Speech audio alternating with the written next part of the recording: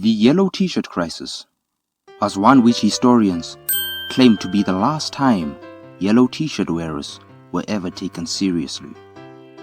Wearing a yellow t-shirt has always been a symbol of peace and harmony, suggesting to us the stoic standpoint of yellow t-shirts. I, as a yellow t-shirt wearer, can testify to this.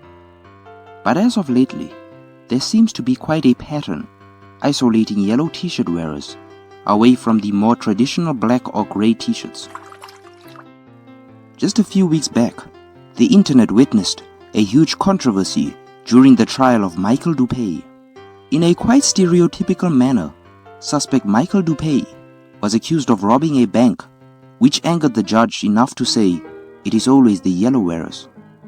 In a court hearing, Judge Nicholas Doe would question then lawyer Michael Salinger whether prisoners should adopt a orange-colored uniform or a yellow-colored uniform, suggesting in a stylish ha-ha manner that yellow t-shirt wearers are of the same caliber as prisoners.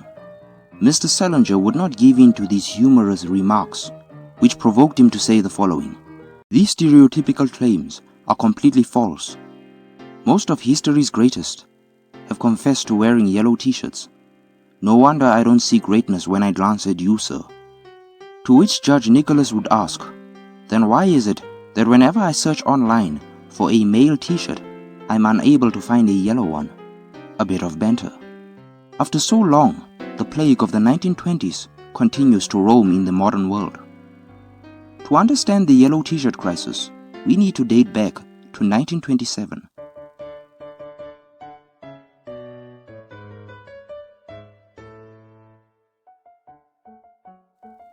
During this time, a huge amount of unemployment started to surface around the globe, leading to only a certain percentage of the human race getting jobs. The corruption began to surface even more when jobs were wrongfully withdrawn from yellow t-shirt wearers. This resulted in many yellow t-shirt wearers feeling isolated from the rest of the world. Some say that this led to a war amongst different t-shirt wearers, introducing the yellow t-shirt gang.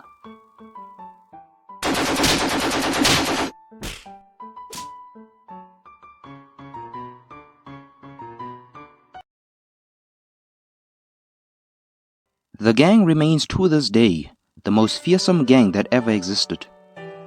From the years 1928 to 1930, the gang would use multiple heinous methods to terrorize the public, occasionally forcing innocent victims to wear their sinister yellow t-shirt merch. "I was subjected to the worst kind of trauma humanity has ever seen. I was just going about my day when this young man approached me and started advertising his yellow t-shirt. My son has never liked yellow t-shirts, I tell you. Never. He'd always prefer green or hazel color. But not this. Our government must really try and bring an end to this." This would lead to yellow t-shirt wearers having dominion over the public, which introduced the "no one gets jobs unless you are wearing a yellow t-shirt" law. With high powers such as the president starting to wear yellow t-shirts, people started calling out for help from gang leaders.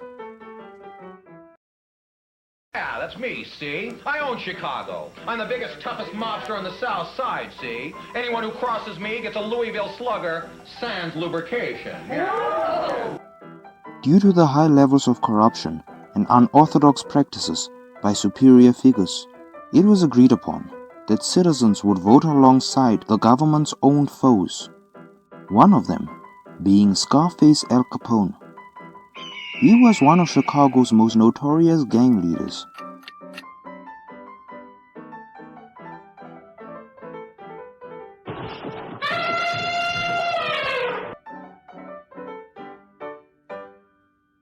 He had established a groundbreaking rule, famously known as the groundbreaking rule, intended to ensure that the yellow t-shirt gang doesn't overthrow Chicago. The groundbreaking rules focused on the idea that the orange t-shirt wearers were more dominant than the yellow t-shirt wearers. It contained the phrase, "The sun may be bright as yellow, but once it sets, we are left with the color orange. And so, many people started turning to orange t-shirts, which led to yellow t-shirt wearers being harassed. And weirdly enough, this sparked a huge public debate between orange t-shirt wearers and yellow t-shirt wearers, which would anger other colored t-shirt wearers, such as blue t-shirt wearers. This led to them publicly shaming any person who denounced wearing any t-shirt except for the color blue.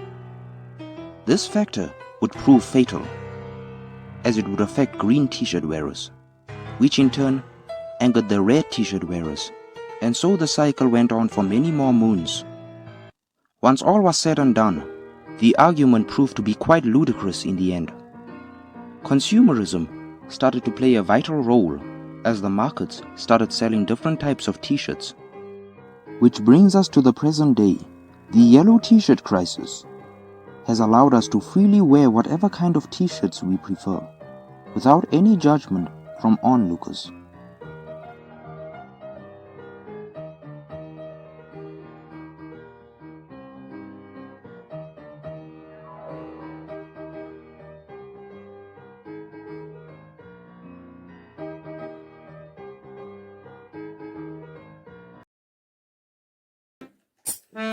Kiss me goodnight, Sergeant Major. Put me in my little wooden bed. We all love you, Sergeant Major. When we shouted to your mother, show a leg.